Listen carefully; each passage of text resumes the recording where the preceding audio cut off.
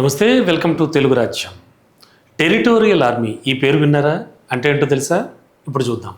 పాకిస్తాన్ నుంచి ఎదురవుతున్నటువంటి సవాళ్ళన్నీ సమర్థవంతంగా ఎదుర్కోవడానికి భారత ప్రభుత్వం ఒక కీలక నిర్ణయం తీసుకుంది మనకు తెలుసు. దేశ రక్షణ వ్యూహంలో భాగంగా అవసరమైనటువంటి అన్ని సందర్భాల్లో అంటే ఆ పర్టికులర్ టైంలో టెరిటోరియల్ ఆర్మీ సర్వీసెస్ని వినియోగించుకోవడానికి ఆర్మీ చీఫ్కు మరిన్ని అధికారాలను కూడా కట్టబెడుతూ కేంద్రం ఉత్తర్వులు అయితే జారీ చేసింది. అయితే ఆపరేషన్ సింధూర్ పేరిట పాక్ కుతంత్రాలన్నీ తిప్పి కొట్టడానికి భారత్ అయితే సర్వసన్నద్ధంగా ఉన్న నేపథ్యంలో మరి ఈ పరిణామం అయితే చాలా ప్రాధాన్యాన్ని సంతరించుకుందని చెప్పాలి. మోరోవర్ పాకిస్తాన్ వైపు నుంచి డ్రోన్లు క్షిపణులతో దాడులు చేయగా వాటినైతే మాత్రం భారత సైన్యం సమర్థవంతంగానే తిప్పికొట్టిందని చెప్పచ్చు. మరి ఈ తరుణంలో పాకిస్తాన్ సరిహద్దుల్లో మరిన్ని అలజడులు కూడా సృష్టించడానికి కుట్ర పన్నుతోందన్న నిఘా సమాచారంతో కేంద్ర ప్రభుత్వం అలర్ట్ అయిందని చెప్పచ్చు. మరి ఇందులో భాగంగా భారత సైనిక సామర్థ్యాన్ని మరింత బలోపేతం చేయడానికి అంటే అలాంటి చర్యలు అయితే మాత్రం కొన్ని తీసుకుంటోంది. అవసరమైతే టెరిటోరియల్ ఆర్మీ ఈ ఆర్మీని రంగంలోకి దించాలని స్పష్టం చేస్తోంది. అసలు ఎవరి టెరిటోరియల్ ఆర్మీ ఏమిటంటే ఇందులోని అధికారులను కానీ అలాగే నమోదు చేసుకున్నటువంటి ఎన్రోల్ చేసుకున్నటువంటి ఆ స్టాఫ్ను కానీ తక్షణ విధుల్లోకి పిలిపించి రెగ్యులర్ ఆర్మీతో కలిసి పనిచేసేలా ఆదేశించే అధికారాన్ని ఆర్మీ చీఫ్కి అయితే అప్పగించేస్తుంది. అసలు టెరిటోరియల్ ఆర్మీ అంటే ఏంటి అంటే ఈ ఆర్మీని క్లుప్తంగా చెప్పాలంటే సైనిక రిజర్వ్ దళం అని కూడా చెప్పాలి. దేశానికి క్లిష్ట పరిస్థితులు దాపురించినప్పుడు ఎదురైనప్పుడు సాధారణ సైన్యానికి మద్దతుగా నిలవడానికి ఈ దళాలన్నీ కూడా సిద్ధంగా ఉంటాయన్నమాట. మరి వీరికి కూడా రెగ్యులర్ సైనికులతో సమానంగా కఠినమైన శిక్షణ అయితే ఇస్తారు. వీళ్ళందరూ అలా కఠినమైన శిక్షలు తీసుకున్న వాళ్ళే గమనించాలి. అయితే వీళ్ళు నిరంతరం సైన్యంలో ఉండరు. తమ ఉద్యోగాలు వ్యాపారాలు చేసుకుంటూనే స్వచ్ఛందంగా దేశ సేవలో పాలు పంచుకుంటూ ఉంటారు. They are also very much fit. 1948లో భారత టెరిటోరియల్ ఆర్మీ చట్టాన్ని ఆమోదించారు.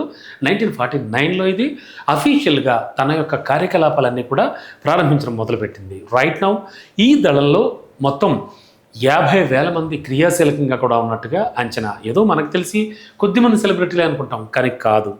సో గతంలో 62, 65, 71 యుద్ధ సమయాల్లో ఈ టెరిటోరియల్ ఆర్మీ భారత రెగ్యులర్ ఆర్మీతో కలిసి పోరాటం చేసింది. కేవలం యుద్ధ సమయాల్లోనే కాకుండా ప్రకృతి వైపరీత్యాలు సంభవించినప్పుడు కానీ ఈ దళాలు వాళ్ళ యొక్క అసిస్టెన్సీ అందిస్తారు, చురుగ్గా పాల్గొంటారు. ఇటీవల కేరళ వరదల టైంలో ప్రముఖ నటులైతే మోహన్ లాల్ కానీ టెరిటోరియల్ ఆర్మీలో లెఫ్టినెంట్ కర్నల్గా తన సేవలు అందించారు, మనకు తెలుసు. అండ్ ఆ తర్వాత చూస్తే ధోని కానీ అండ్ కపిల్ దేవ్ కానీ and Abhinav Bindra, Anurag Thakur, Sachin Pilot lieutenant colonel స్థాయి అధికారులు చెప్పచ్చు. అండ్ ఇండియన్ క్రికెట్ మాజీ కెప్టెన్ ఎంఎస్ ధోని కానీ దిగ్గజ cricketer Kapil Dev and Olympic స్వర్ణ పతక విజేత అభినవ్ బింద్రా, కేంద్ర మంత్రి అనురాగ్ ఠాకూర్, నేను చెప్పినట్టుగా కాంగ్రెస్ నేత సచిన్ పైలట్, ఇలాంటి వాళ్ళందరూ ఈ ప్రముఖులంతా కూడా టెరిటోరియల్ ఆర్మీలో ఒక మంచి అఫీషియల్ గౌరవమైనటువంటి హోదా కలిగి ఉన్నారు వీళ్ళంతా. సో అంటే ఒక పర్టికులర్ టైం ప్రకారం ఒక పర్టికులర్ టైం వరకు వీళ్ళు సర్వీసెస్ అందించిన వారికి పింఛన్ కానీ అంటే వాళ్ళకి పెన్షన్ కానీ ఇతర ప్రయోజనాలు అంటే క్యాంటీన్, వైద్య సదుపాయాలు, అలాగే ఎల్టీఏ ఇలాంటివన్నీ కూడా వీళ్ళకి వర్తిస్తాయి. అండ్ టెరిటోరియల్ ఆర్మీకి చెందిన అనేక మంది అధికారులు అయితే శౌర్య విశిష్ట సేవా పురస్కారాలు కూడా అందుకున్నటువంటి సందర్భాలు కూడా మనం చూసాం.